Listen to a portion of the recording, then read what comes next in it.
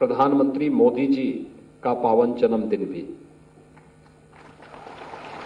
भगवान विश्वकर्मा सृष्टि के शिल्पी हैं तो नए भारत के शिल्पी प्रधानमंत्री मोदी जी हैं। मैं इस अवसर पर आप सबको बधाई देता हूं, समारोह में आपका अभिनंदन करता हूं। जिन कारीगरों का आज यहां पे सम्मान हुआ है, उन्हें टूल किट उपलब्ध हुआ है, जिन्हें ऋण उपलब्ध हो रहा है, इन सबको भी हृदय से बधाई देते हुए इस पावन दिवस पर आपके प्रति अपनी मंगलमय शुभकामनाएं व्यक्त करता हूं। ये मेरे लिए खासतौर पर बहुत महत्वपूर्ण है कि प्रधानमंत्री मोदी जी के मार्गदर्शन में हम लोगों ने जिन योजनाओं को 2018 में 2019 में प्रारंभ किया, वे योजनाएं आज देश के अंदर एक लोकप्रिय योजना न केवल बनी है बल्कि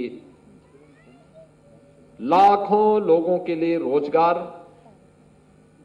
और उत्तर प्रदेश और देश की अर्थव्यवस्था को आगे बढ़ाने में एक बड़ी भूमिका का निर्वहन कर रहे हैं। मुझे याद है 2017 के पहले उत्तर प्रदेश की हमारी परंपरागत उत्पाद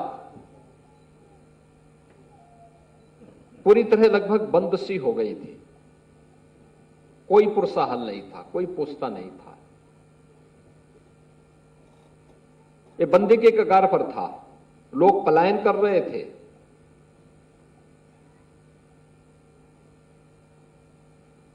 उनके सामने विकट संकट था और जब स्वयं कारीगर और हस्तशिल्पी ही संकट में हो तो रोजगार का सृजन होगा कहां से। हर दूसरे तीसरे दिन दंगे होते थे, बिजली नहीं मिलती थी, पॉल्यूशन कंट्रोल बोर्ड की अलग से तलवार लटकती थी, एनओसी मिलने में वर्षों वर्षों लग जाते थे, बाजार नहीं था। उन स्थितियों में उनके सामने पलायन के सिवाय को दूसरा चारा नहीं था। लेकिन जब मार्च 17 में हमारी सरकार बनी तो हम लोगों ने एक तय किया कि नहीं, परंपरागत उद्यम को प्रोत्साहित करना है।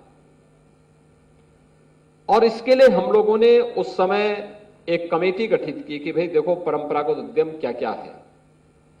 हम लोग बचपन में सुनते थे अलग अलग जनपद की अलग अलग उत्पाद के बारे में, दोनों प्रकार के थे।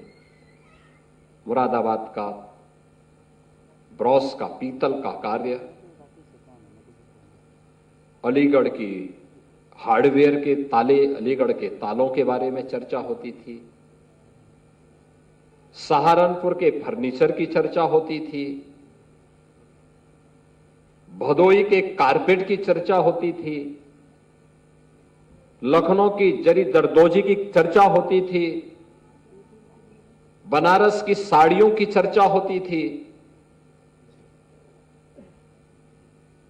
फिरोजाबाद की चूड़ियों की और ग्लास के आइटम की चर्चा होती थी, और मिक्स होता था। मेरठ की कुछ आइटम के बारे में, हापुड़ के पापड़ के बारे में, अगर मेरठ की रेवड़ी थी तो हापुड़ के पापड़ भी थे, आगरा का पेठा भी था, लखनऊ का चाट भी था, वाराणसी की दही जलेबी भी थी। ये सब चर्चाएं बचपन से हम सुनते आए थे, लेकिन जब मैं स्वयं मुख्यमंत्री बना तो मैंने कहा ये कहां मिलती हैं, देखते हैं थोड़ा। और फिर हमने खोज प्रारंभ की थी और खोजते खोजते मुझे बताया गया कि 75 में से 57 जनपद ऐसे हैं जहां पर अभी भी वह प्रोडक्ट थोड़ी बहुत मात्रा में है, लेकिन उसको सरकार को बहुत मेहनत करनी पड़ेगी। और मैंने कहा बाकी 18 जनपदों में, उन्होंने कहा वहां के लिए भी देना पड़ेगा कुछ न कुछ। और मुझे बताते हुए प्रसन्नता है कि 75 के 75 जनपदों के लिए कोई ना कोई आइटम देकर के हम लोगों ने तब योजना चलाई थी, एक जनपद एक उत्पाद, 1 डिस्ट्रिक्ट 1 प्रोडक्ट की योजना। तत्कालीन राष्ट्रपति श्री रामनाथ कोविंद जी के हाथों से हमने इसका शुभारंभ किया था। उत्तर प्रदेश दिवस के दिन प्रारंभ किया था और प्रधानमंत्री मोदी जी ने इसकी सराहना करते हुए अपने बहुत अच्छे कमेंट और मार्गदर्शन इसके लिए हमें दिया था। आज इसी का परिणाम है कि उत्तर प्रदेश आज एक्सपोर्ट के एक हब के रूप में उभरा है। कोरोना जैसी महामारी के दौरान लाखों नौजवानों के लिए, कारीगरों के लिए, श्रमिकों के लिए अपने ही गांव, अपने जनपद में नए रोजगार का सृजन इस योजना के माध्यम से करने में हमें सफलता प्राप्त हुई। आज 1 डिस्ट्रिक्ट 1 प्रोडक्ट की योजना उत्तर प्रदेश की पहचान बन चुकी है। विश्वकर्मा श्रम सम्मान की योजना हम लोगों ने 2019 में प्रारंभ की और विश्वकर्मा श्रम सम्मान में राष्ट्रपिता महात्मा गांधी ने जिस भारत के बारे में कहा था, ग्राम स्वराज की परिकल्पना को साकार करना है, वह साकार सरकार के स्तर पर नहीं बल्कि इन्हीं कारीगरों और हस्तशिल्पियों के माध्यम से वह सपना साकार होना था, जिसमें गांव का ही कारपेंटर, गांव का ही लोहार, गांव का ही सुनार, गांव का वही हलवाई, गांव का ही राजमिस्त्री, गांव का ही नाव हो या मोची हो, ये सब गांव के ही अंदर रह करके अपनी आजीविका चलाते हैं, एक दूसरे पर आश्रित होकर के एक दूसरे के सहयोगी करते बनते हैं।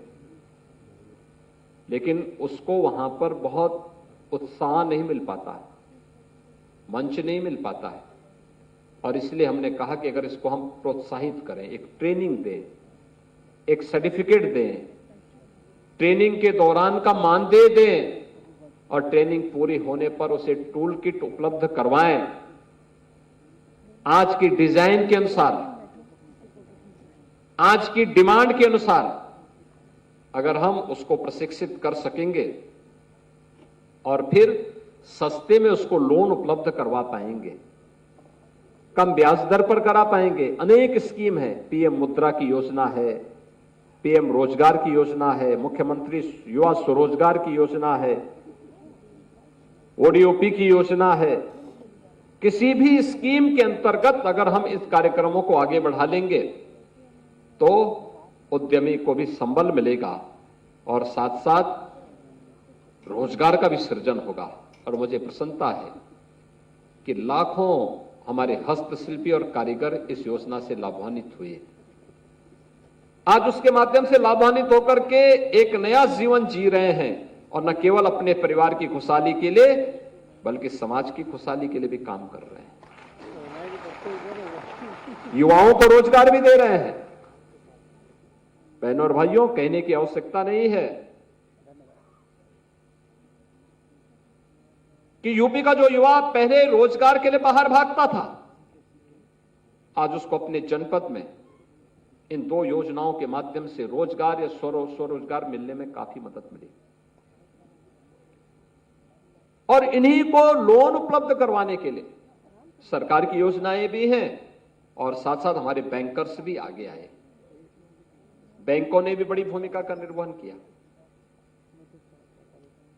मुझे याद है जब हम लोग 2017 में आए थे, उत्तर प्रदेश का जो सीडी रेशो था, यानी कुल पैसा जो यूपी के अंदर जमा होता था उसका मात्र 43 से 44% पैसा ही यूपी में लोन के रूप में वितरित हो पाता था।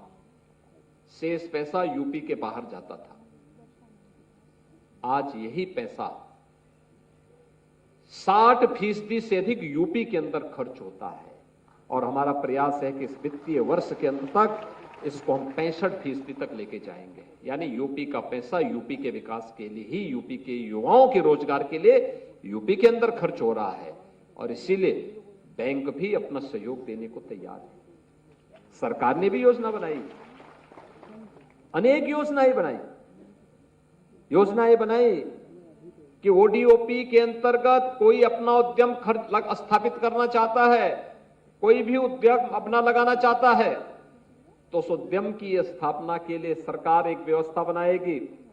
1000 दिन तक उसको एनओसी की आवश्यकता नहीं, 1000 दिन तक वो आवेदन करके एनओसी लेता रहेगा, अपना उद्योग लगाए और अपना उद्योग चलाए, कोई उसको परेशान नहीं करेगा। हमने व्यवस्था की कि प्रदेश के अंदर जो भी इस प्रकार के उद्योग लगेंगे वह प्रदेश के अंदर एमएसएमई में अपना रजिस्ट्रेशन करवाएं। रजिस्ट्रेशन करवाने के बाद क्या क्या कार्यकर्ता पूरा विस्तार से दें। रजिस्ट्रेशन होने के साथ उसको हम 5 लाख रुपए की सुरक्षा बीमा का एक कवर दे देंगे।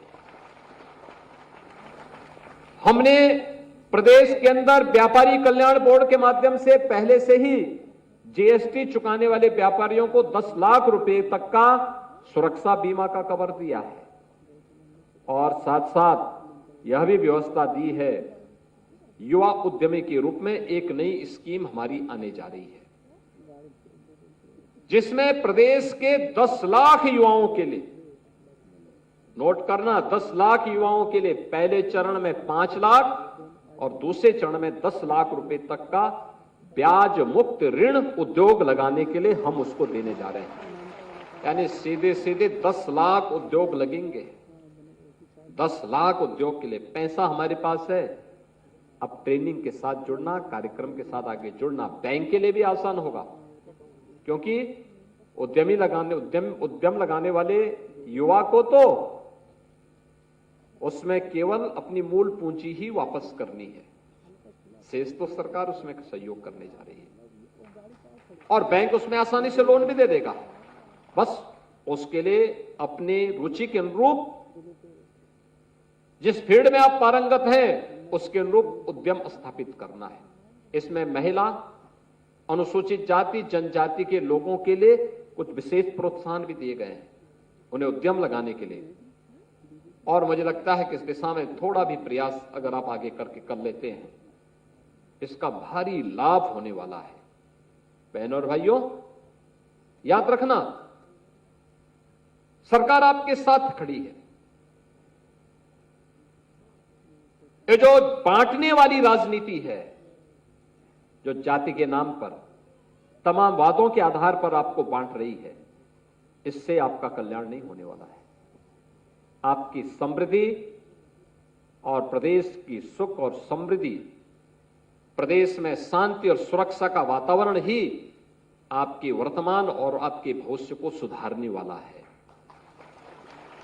कानून व्यवस्था की स्थिति को प्रदेश के अंदर ऐसा रखा गया है जहां हर दूसरे तीसरे दिन दंगे होते थे,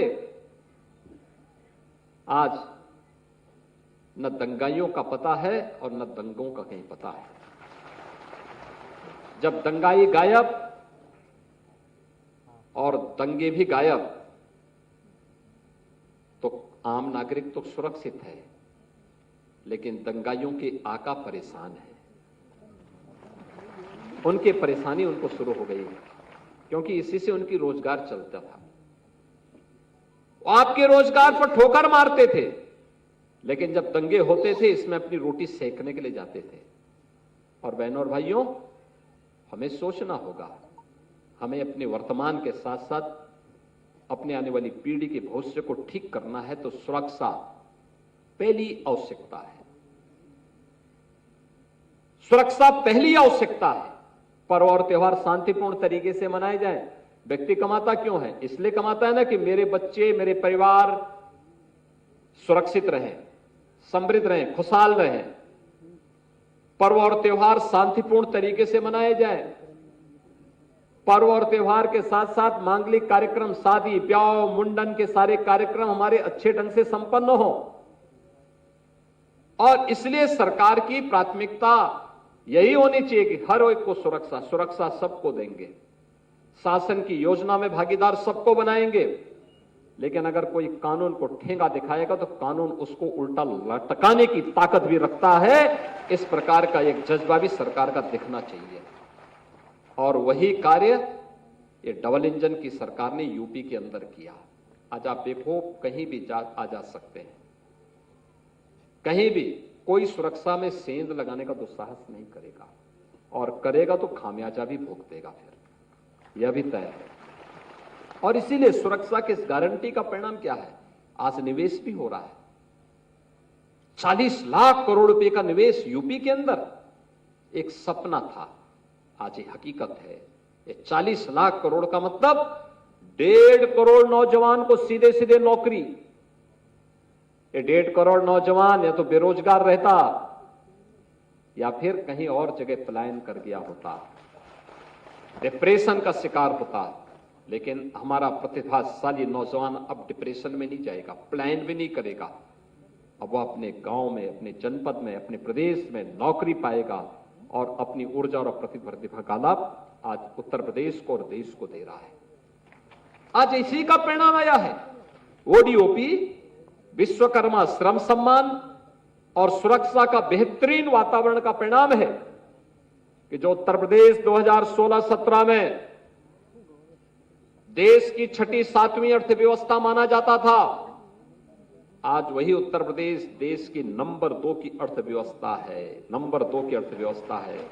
और 29-30 तक उत्तर प्रदेश देश की नंबर 1 की अर्थव्यवस्था बनेगा, इसमें कोई संदेह नहीं होना चाहिए।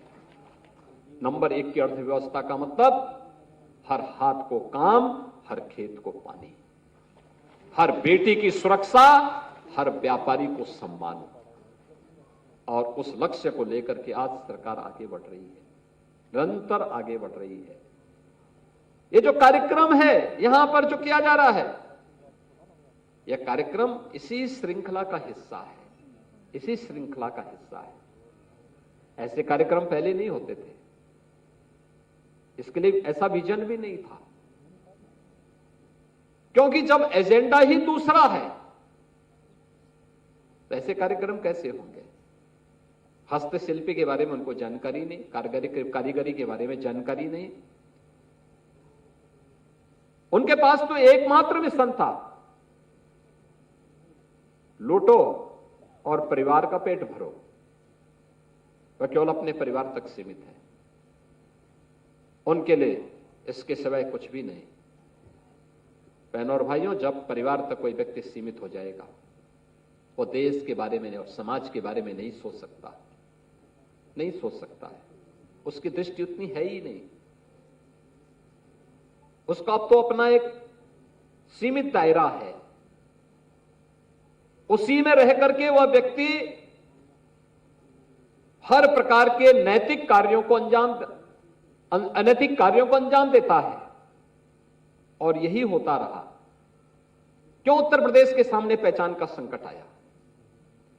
क्यों उत्तर प्रदेश, जो देश में आबादी का सबसे बड़ा राज्य, जिसमें देश का सबसे ज्यादा युवा, जिस प्रदेश में सबसे समृद्ध भूमि, सबसे अच्छा जल संसाधन, वह प्रदेश किसान आत्महत्या करे, युवा पलायन करे, एक गरीब भूखों मरने के लिए मजबूर हो, एक व्यापारी के सामने सुरक्षा का संकट खड़ा हो, एक बेटी सुरक्षा के लिए गुहार लगाए और नौजवान के सामने पहचान का संकट खड़ा हो जाए। यही तो पैदा किया गया था 2017 के पहले। लेकिन आज मैं कह सकता हूं, उत्तर प्रदेश का कोई भी व्यक्ति कहीं भी देश के अंदर जाएगा, लोग उसको सम्मान की निगाह से देखते हैं। लोग बोलते हैं, अच्छा उत्तर प्रदेश से हैं आप। बहनों और भाइयों, ये जो सम्मान है ना, इसमें प्रदेश का भी सम्मान है और देश का भी सम्मान बढ़ा है। आपका भी गौरव बढ़ता होगा जब उत्तर प्रदेश के नाम से आपके नातेदार, रिश्तेदार, कोई परिचित प्रफुल्लित होता होगा कि वाह, आप उत्तर प्रदेश से। उत्तर प्रदेश के बाहर 17 के पहले जो लोग गए होंगे उनसे पूछिए, और आज जब जाते होंगे आज उनसे पूछिए कि जो परिवर्तन आया है, ये पहचान का संकट खड़ा करने वाले लोग बड़े बड़े दावे जरूर करेंगे, लेकिन इनके कारनामों से हर व्यक्ति जानता है, देश और दुनिया इनके कारनामों को जानती है। और इसीलिए आज जब हम यहां पर आए हैं, विश्वकर्मा दिवस के अवसर पर यहां पर आए हैं, भगवान विश्वकर्मा इस सृष्टि के शिल्पी हैं। विश्वकर्मा भगवान की इस पावन जयंती के अवसर पर विश्वकर्मा श्रम सम्मान और पीएम विश्वकर्मा योजना के अंतर्गत जो कार्य प्रारंभ हुए हैं, उनके हस्तशिल्पी और कारीगरों का सम्मान। और मैं तो एमएसएमई विभाग से कहूंगा, हमें ये लोन मेला, ये प्रशिक्षण का कार्यक्रम, ये टूल किट वितरण का कार्यक्रम उत्तर प्रदेश के सभी 75 के 75 जनपदों में आयोजित करने चाहिए।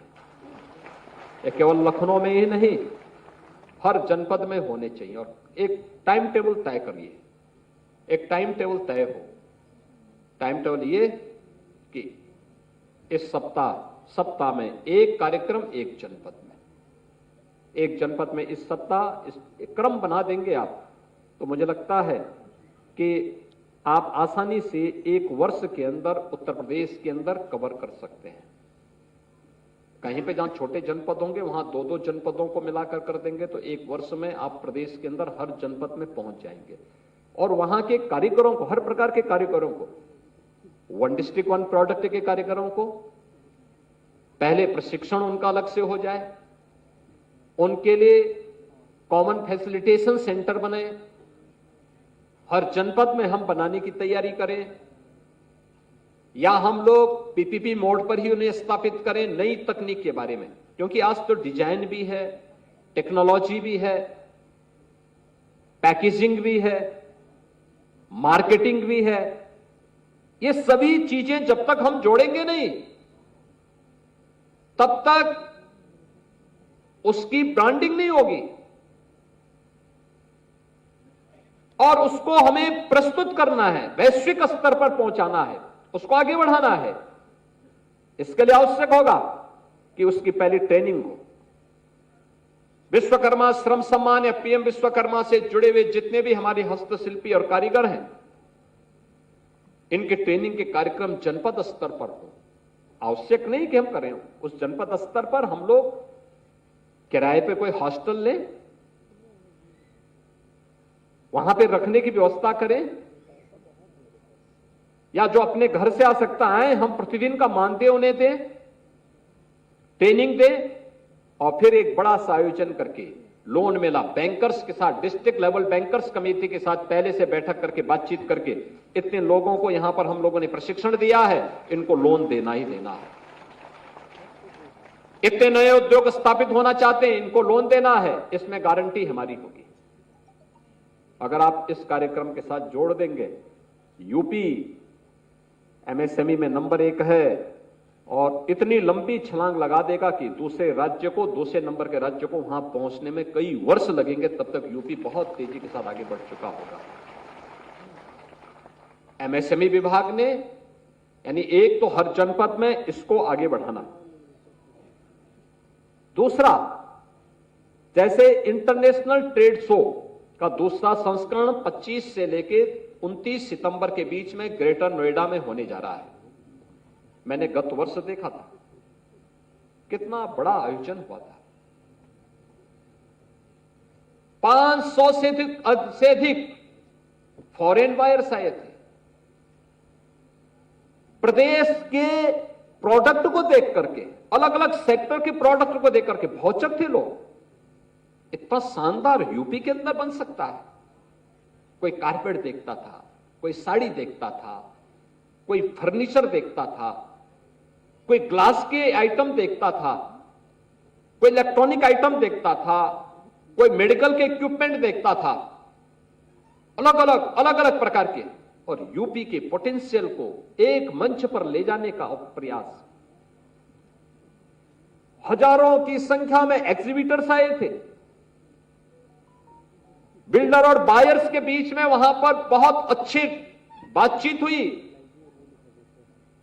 70,000 से ऐसे लोग आए थे जिन्होंने विजिट किया था, और उसमें टोटल जो विजिटर आए थे लगभग 3 लाख से ऊपर वहां पहुंचे थे। बहुत बड़ा सफलतम आयोजन था और फिर से इस बार होने जा रहा है। और मैं तो कहूंगा ओडीओपी के अंतर्गत जिन लोगों ने वन डिस्ट्रिक्ट वन प्रोडक्ट के अंतर्गत अपना प्रोडक्ट बनाया है, बड़े पैमाने पे वहां पे रजिस्ट्रेशन भी हुए हैं। और एक बार आप भी देखिए, एक बार जाना चाहिए देखने के लिए। देखिए, जब आप कोई अच्छी चीज देखेंगे या जनपद स्तर से ले जाने की कोई व्यवस्था की गई तो करना चाहिए, लेकिन ग्रेटर नोएडा में तो इंटरनेशनल हो ही, लेकिन हमें प्रदेश के अलग अलग कमिश्नरी स्तर पर पहले चरण में इस प्रकार के ट्रेड शो के आयोजन भी करने चाहिए। लोगों को पता तो लगना चाहिए यूपी के अंदर क्या क्या चीजें हैं, और फिर ये हमारे जितने कारीगर और हस्तशिल्पी हैं, ये लोग भी एक नए कंपटीशन के साथ जुड़ेंगे, उस अभियान के साथ जुड़ेंगे। यूनिटी मॉल के कार्यक्रम को तेजी के साथ आगे बढ़ाना, पीएम श्री जो टेक्सटाइल पार्क लखनऊ हरदोई के बीच में बनने जा रहा है, इस कार्यक्रम को आगे बढ़ाना, फ्लेटेड फैक्ट्री के कार्यक्रम जो प्रदेश के अंदर अलग अलग स्थानों पर स्थापित हो रहे हैं, यह रेडीमेड गारमेंट्स में उत्तर प्रदेश की एक लंबी छलांग और आधी आबादी के रोजगार के एक बेहतरीन माध्यम बनने जा रहे हैं। हमें इसको और प्रोत्साहित करना होगा। तो एमएसएमई विभाग से ही फ्लेज पार्क की स्कीम 11 फ्लेज पार्क तक स्वीकृत हो चुके हैं, कुछ बनने की प्रक्रिया के साथ तेजी के साथ आगे बढ़ रहे हैं। निजी क्षेत्र में भी औद्योगिक पार्क स्थापित होंगे, ये पहली परिकल्पना है और ये काम तेजी के साथ आगे बढ़ा है। ऐसे कुछ ना कुछ नवाचार होने चाहिए। विभाग ये केवल लकीर का फकीर नहीं बन सकता। हमें जनता जनार्दन के चेहरे पर खुशहाली लाने के लिए, नौजवानों के लिए रोजगार सृजन करने के लिए, अपने हस्तशिल्पी और कारीगरों के प्रोत्साहन करने के लिए कुछ ना कुछ नई स्कीम के साथ निरंतर आगे बढ़ना पड़ेगा। अगर हम आगे बढ़ पाएंगे तो इसका लाभ हमें प्राप्त होगा, प्रदेश को प्राप्त होगा, देश को प्राप्त होगा। और प्रधानमंत्री मोदी जी की जो मंशा है कि पिछले 10 वर्ष में उत्तर प्रदेश ने जो एक लंबी दूरी तय की है, दुनिया की लीडरशिप अपने हाथ में ली है, भारत आज दुनिया की सबसे फास्ट ग्रोइंग इकोनॉमी के रूप में स्थापित हुआ है। तेजी से उभरती हुई अर्थव्यवस्था के रूप में भारत आज स्थापित हुआ है। हमारा भी प्रयास होना चाहिए कि हम भी इसमें अपना योगदान दे सकें। आखिर राष्ट्र के प्रति समर्पण का यह भाव हमें न वर्तमान में बल्कि भावी जीवन में भी हमारे आने वाली पीढ़ियों के भविष्य को उज्जवल बनाने में योगदान देगा। और प्रधानमंत्री मोदी जी ने कहा है, पिछले 10 वर्ष में भारत की अर्थव्यवस्था 10वें नंबर से 5वें नंबर पर आई है और हमें अगले 3 वर्ष के अंदर देश को तीसरी बड़ी अर्थव्यवस्था बनाना है। तीसरी बड़ी अर्थव्यवस्था भारत का बनने का मतलब भारत एक ग्लोबल इकोनॉमिक पावर बनेगा, दुनिया की एक ताकत बनेगी। लेकिन हमें विकसित भारत की परिकल्पना को साकार करने के लिए अपना योगदान देना होगा। 2047 के लिए जो लक्ष्य प्रधानमंत्री मोदी जी ने तय किए हैं, हर कारीगर, हर हस्तशिल्पी, हर उद्यमी, हर नौजवान, समाज जीवन के प्रत्येक पक्ष से लगा हुआ हर व्यक्ति, हर नागरिक अगर अपने कर्तव्यों को ईमानदारी पूर्वक निर्वहन करते हुए आगे बढ़ेगा, अवश्य इस लक्ष्य को प्राप्त करने में सफलता प्राप्त होगी। और आज इसी उद्देश्य के साथ हम सब आज इस आयोजन में सहभागी बन रहे हैं। आज के इस अवसर पर जिन हस्तशिल्पियों ने यहां पर टोल किट प्राप्त किए हैं, जिन कारीगरों ने प्राप्त किए हैं, ओडीओपी के जिन उद्यमियों ने यहां पर लोन मेले से लोन उपलब्ध कराया है, इन सभी लोगों को, चाहे वह विश्वकर्मा श्रम सम्मान से जुड़े हुए हों, ओडीओपी से जुड़े हुए हों, इन सबको मैं एक बार फिर से हृदय से बधाई देता हूं। आप सबको अनंत चतुर्दशी भगवान गणपति की पूजन का आज समारोह हो रहा है। इस अवसर पर इस आयोजन का, विश्वकर्मा पूजन का और प्रधानमंत्री मोदी जी के पावन जयंती जन्मदिन के कार्यक्रम का हृदय से बधाई देता हूं। आप सबका अभिनंदन करता हूं, विश्वास व्यक्त करता हूं कि आप भी अपने अपने क्षेत्र में एक शिल्पी के रूप में उभर करके उत्तर प्रदेश को देश की नंबर 1 की अर्थव्यवस्था बनाने में अपना योगदान देंगे। आप सबके प्रति मेरी शुभकामनाएं। धन्यवाद। जय हिंद।